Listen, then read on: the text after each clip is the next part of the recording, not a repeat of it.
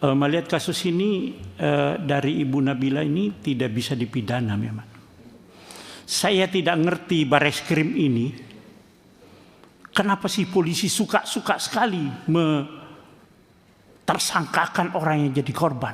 Dan saya minta Polri seluruh Indonesia, mulai dari Bareskrim, Polda, Polres, tidak ada lagi yang terjadi seperti ini. Kenapa mencari-cari salah orang gitu loh. Saya minta Polri ini sudah lebih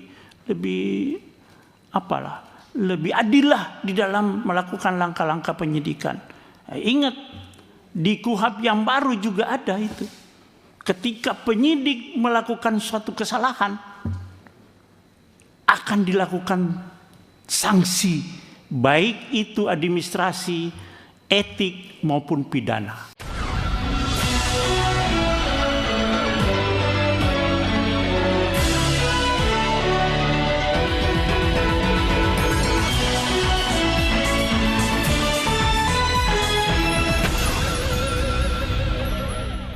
Halo, apa kabar? Assalamualaikum warahmatullahi wabarakatuh.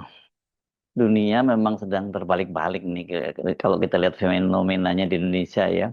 Beberapa kasus seorang korban yang harusnya dibela malah dijadikan tersangka itu membuat anggota Komisi 3 DPR RI, Safarudin tuh sangat heran. Padahal Pak Safarudin ini latar belakangnya juga seorang polisi. Purnawirawan Polri bintang 2 ya, dan dia ini pernah menjadi Kepala Kepolisian Daerah atau Kapolda Kalimantan Timur. Jadi bisa kita bayangkan bagaimana persepsi masyarakat terhadap aparat kepolisian kita. Kalau mantan jenderal polisi saja sampai maskul dan merasa terheran-heran. Safarudin menyatakan kemaskulan dan keheranannya itu ketika dia berbicara dalam rapat dengar pendapat umum yang menghadirkan Nabila O'Brien. Ini seorang selebgram yang memiliki restoran di Jakarta. Kasusnya viral banget karena dia merupakan korban, tapi kemudian dia malah dijadikan tersangka.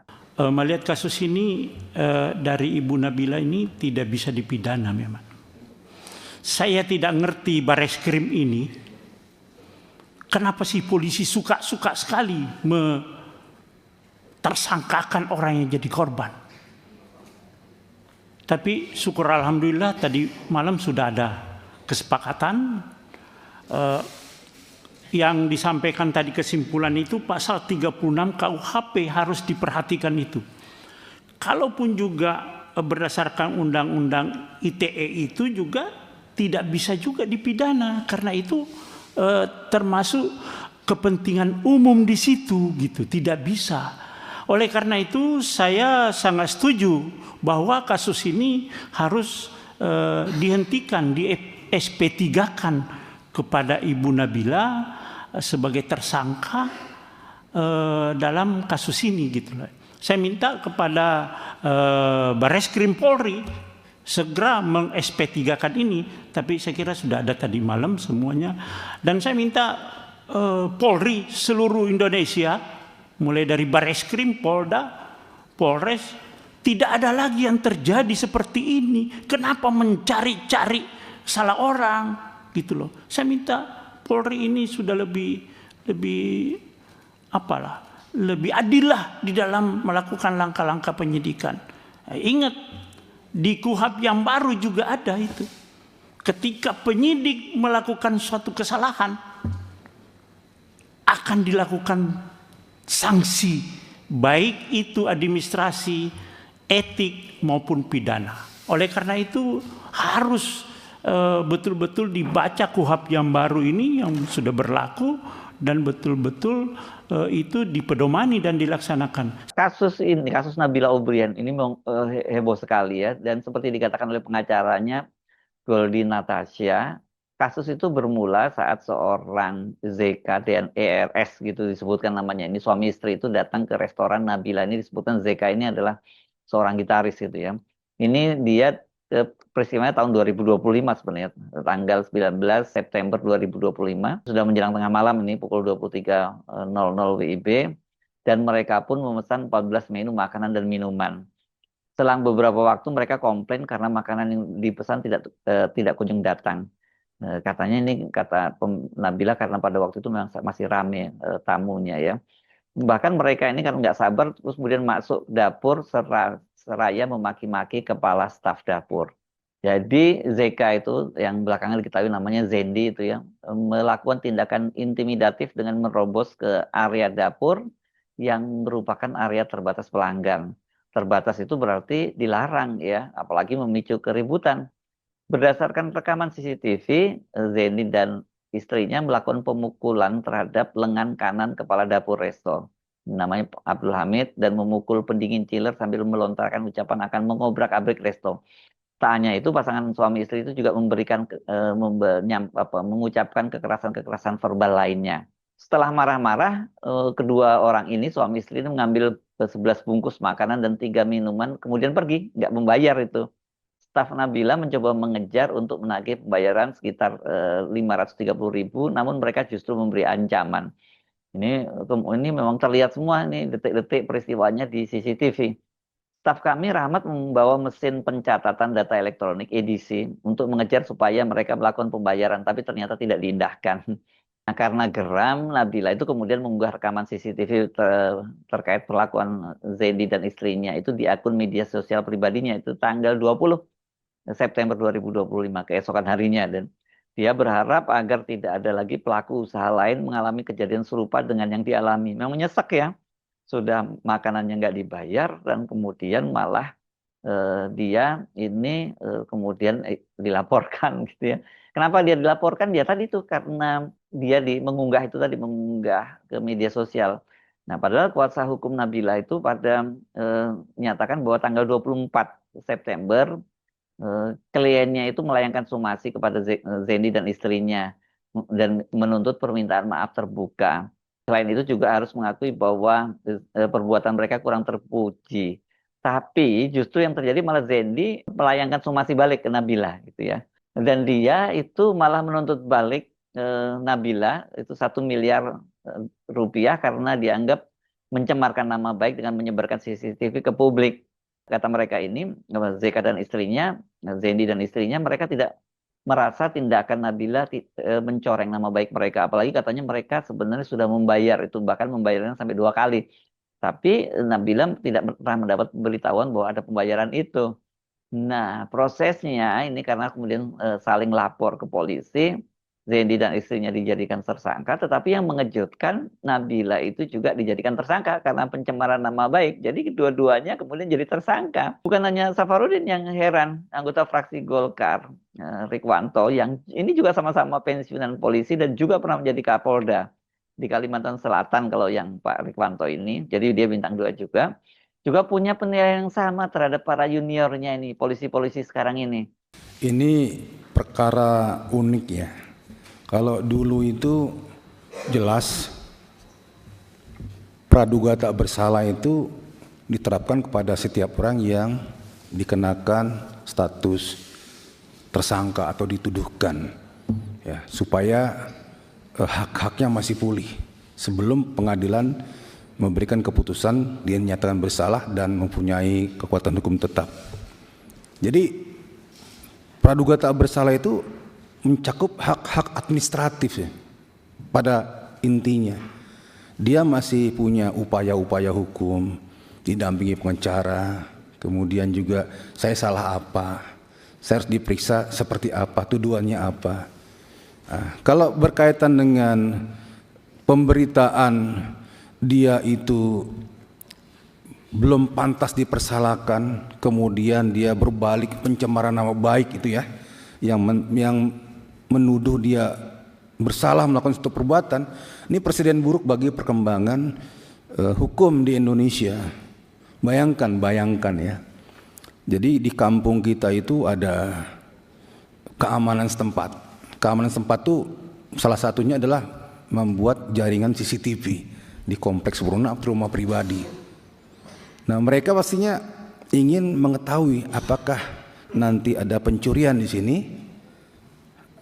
atau pencurian itu bisa tertangkap nggak dengan saya pasang CCTV, kami pasang CCTV. Ya. Setelah terpasang ternyata ada pencurian dan kelihatan ciri-cirinya. logika umumnya adalah aparat setempat itu, satpam, masyarakat dan lain-lain segera menyebarkan berita tentang ada pencurian dan tayangannya seperti apa.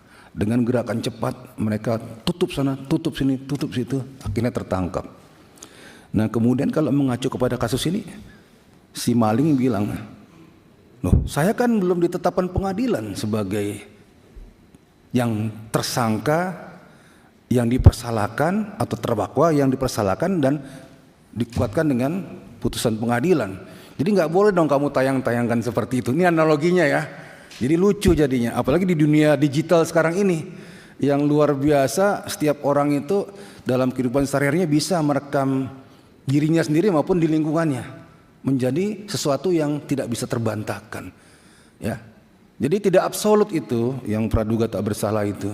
Yang dalam konteks ini ya, apalagi untuk kepentingan umum. Saya setuju Pak Ketua, ini dihentikan ya supaya masyarakat juga jangan takut melapor tentang kejahatan yang ada di sekitarnya. Tetapi setelah ribut, kemudian kasus dugaan pencemaran nama baik itu berakhir dengan damai, ya.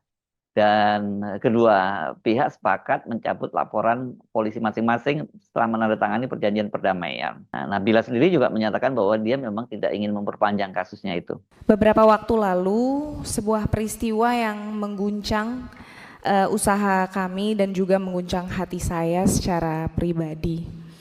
Sebagai pemilik usaha, karyawan bagi saya bukan sekedar pekerja, melainkan keluarga. Karena itu kejadian tersebut benar-benar meninggalkan luka yang dalam bagi saya. Namun keadaan menjadi semakin berat ketika peristiwa itu kemudian berkembang ke arah yang jauh lebih pelik. Hingga pada akhirnya saya sendiri harus menerima sebuah penetapan yang sangat mengguncang hidup saya. Pada saat itu jujur saya merasa sangat hancur, sangat sedih dan bingung. Ada saat-saat di mana saya merasa harapan saya sebagai warga negara hampir habis. Namun hari ini saya berdiri di sini karena negara hadir. Komisi 3 DPR RI yang telah menuntun, mendampingi dan membawa saya kepada hari ini. Untuk itu saya menyampaikan rasa terima kasih yang tulus kepada Komisi 3 DPR RI dan seluruh pimpinan negara yang telah memberikan perhatian terhadap persoalan ini. Saya percaya bahwa keadilan bukanlah sesuatu yang datang dengan sendirinya. Dan saya secara pribadi memutuskan untuk memaafkan segala suatu hal yang sempat terjadi kemarin. Terima kasih. Wassalamualaikum warahmatullahi wabarakatuh. Kepala Biro Penerangan Masyarakat Divisi Humas Polri, Brigjen Pol Truno Yudo Wisnu Andiko, mengatakan kesepakatan damai itu tercapai setelah para pihak dipertemukan dan melakukan mediasi. Saudara Z bersama istrinya dan juga pihak saudara NA, ini maksudnya Zendi dan Nabila, mereka sama-sama hadir melakukan perjanjian perdamaian. Dan dalam perjanjian perdamaian ini sudah kami sampaikan tadi. Dan kemudian pada proses ini masing-masing sudah melakukan pencabutan laporan masing-masing para pelapornya. Itu penjelasan dari Brigjen Truno Yudo di Mabes Polri hari Ahad tanggal 8 Maret 2026 malam. Menurut Truno Yudo, langkah mediasi dan perdamaian itu difasilitasi setelah kepolisian menganalisis dua laporan yang dilayangkan masing-masing pihak, yakni di Polsek Mampang Perapatan dan Bareskrim Mabes Polri. Selain mencabut laporan polisi, kedua pihak juga menyepakati untuk menghapus konten di media sosial yang sebelumnya saling menyinggung. Nah ini untungnya Nabila ini nggak mau memperpanjang kasus ini. Sejak awal kan jelas dia jadi korban. Kenapa kemudian dia bisa jadi tersangka? Tadi kita bagaimana kan menjelaskan, menyimak analogi dari Pak Safarudin dan tadi Pak Rikwanto yang menganalogikan bahwa ini di kampung ada pasang CCTV untuk menangkal adanya kejahatan dan kemudian CCTV menunjukkan ada memang yang maling di situ, tapi malah yang melaporkan yang jadi tersangka. Gimana kita nggak geleng-geleng kepala dan ngelus dada ya. Tapi kasus Nabila ini bukan hanya dia sendiri, ini jadi nambah daftarnya ya seorang korban yang jadi tersangka. Sebelumnya kemarin heboh banget di Sleman, Yogyakarta, seorang suami yang membela istrinya karena dijamret itu malah dijadikan tersangka.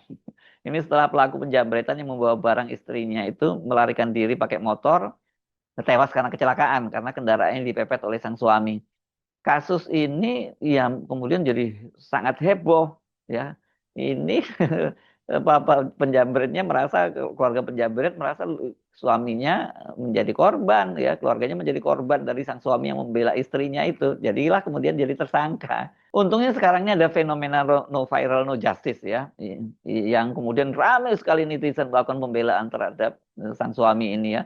Kalau tidak, kita nggak tahu nasibnya seperti apa.